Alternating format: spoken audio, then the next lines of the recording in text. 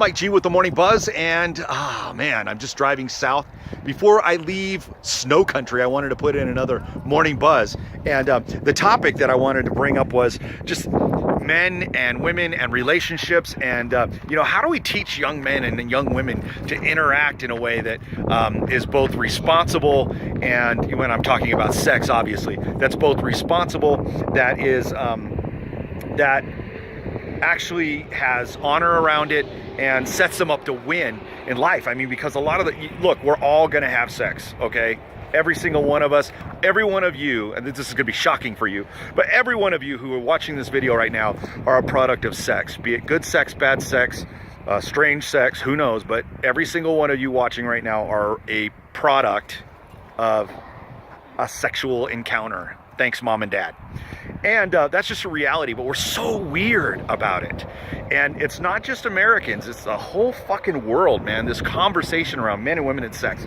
And this is an interesting conversation to have, especially, in light of the conversation I just had with my daughter at lunch right before I dropped her off. And we were talking about this, and it was a very candid conversation. One of the things that I shared with her, I said, how do you know what, is gonna have you be a yes to sex with a young man?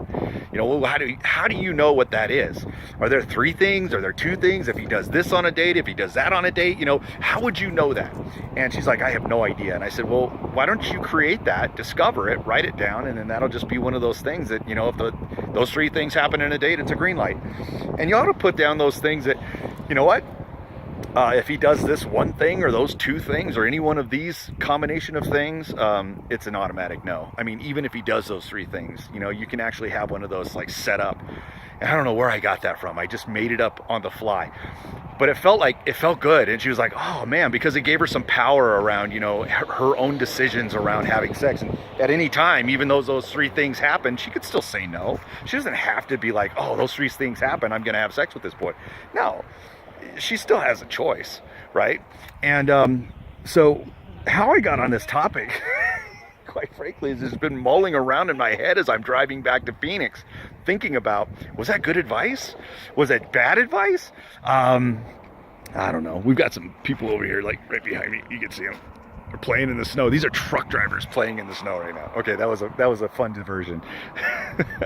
My point is that I really feel like that somehow you've got to empower yourself to interact with the opposite sex or with the same sex or whatever your sexual orientation is. But believe me, it makes more sense to realize and be open about what it is that you desire, what it is that you like, and what it is that you want.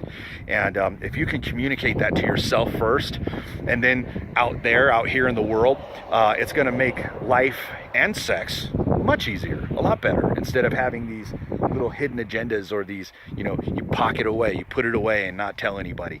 I recommend that you be open and upfront about your, desires and your sexual desires, etc. And then allow that to be something that you're empowered by, not afraid of.